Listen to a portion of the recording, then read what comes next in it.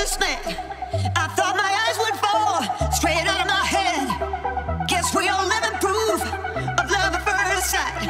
But now we both see love in a different light. Keeping love alive is a tricky thing. You gotta let it fly, gotta give it wings. If you wanna make it right, don't let it fry. Don't hold on too tight, you know you gotta try. Keeping love alive.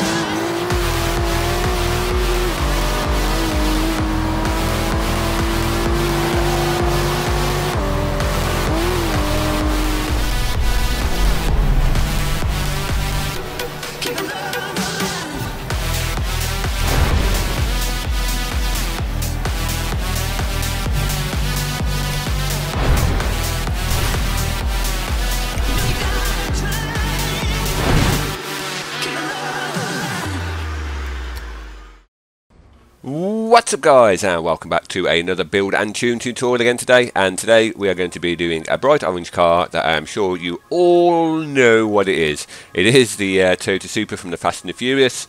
It is the second car that we have done. We've already done the DOMS Charger, so if you haven't seen that video, go back and check it out so you can build it yourself and take it out for a little spin. But for today we're going to do another iconic car from the film series, and this is probably... It's debatable whether this is more iconic than DOMS Charger. It's a difficult one, but I'll let you guys decide which you prefer, DOMS Charger or the Toyota Supra. Put it in the comments below, let me know.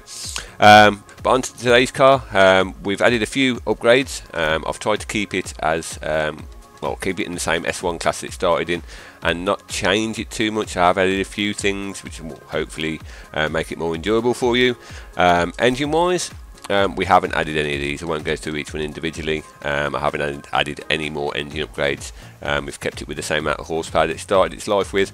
You can add these and you get up to about 1500 horsepower, I think, which is crazy. I haven't done that yet, but if you do it, let me know how mental on a scale of 1 to 10 it is, because I imagine it is a bit of a beast and it goes quite fast. Brakes wise, we have added race brakes, springs and dampers. We've got the stock springs on it. Anti-roll bars we've upgraded to race, and the same for the rear as well. Roll cage, we haven't added a roll cage in. You can add it in if you want. It probably makes a little bit more difference with the lateral G's. Stock ones, we'll just let it load up. Have a quick look, see what difference it makes if you want to add it.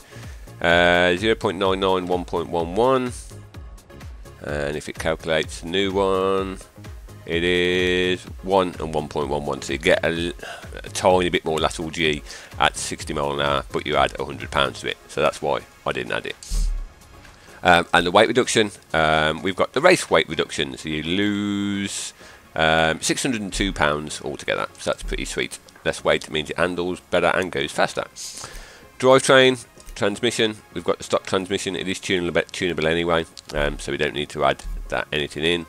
Tyres and rims, again with this we've had to add the off-road tyre compound because that drops a PI, and then we can add the weight reduction on, which kind of equalises itself.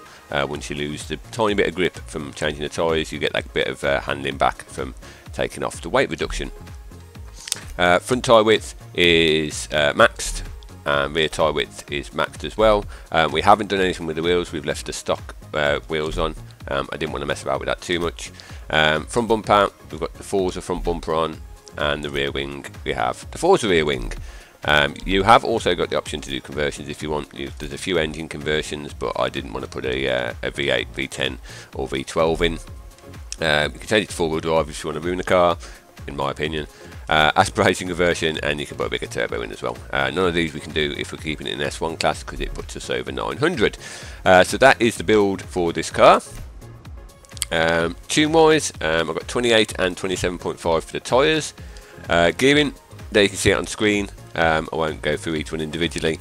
It is quite difficult to put all the power down. I've had to stretch second gear quite a bit to get it in. So you do get a little bit of wheel spin, so you will need to feather the throttle, and don't just gun it round corners, otherwise you will end up going backwards quite fast.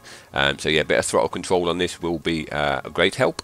Alignment, I get -2 and -1.8. Front toe is 0, rear toe is -0.3, and front caster angle is 6.3.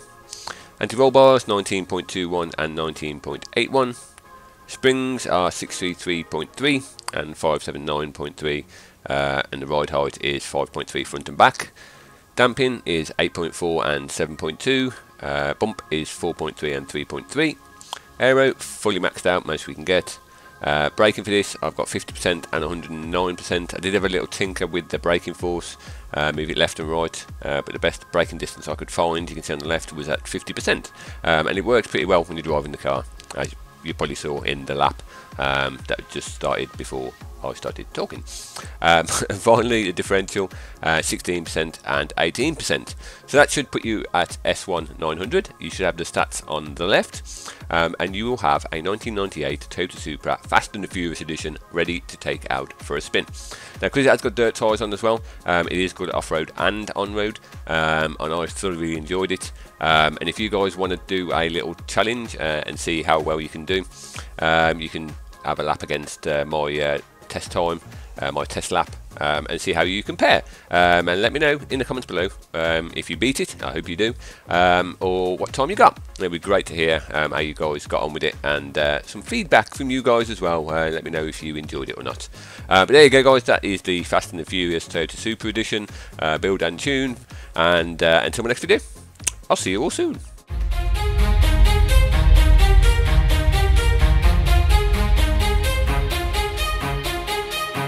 We can shine in a crowd, we never hesitate. Let us rise to the clouds. We got nothing to lose, I know the time is right. Let us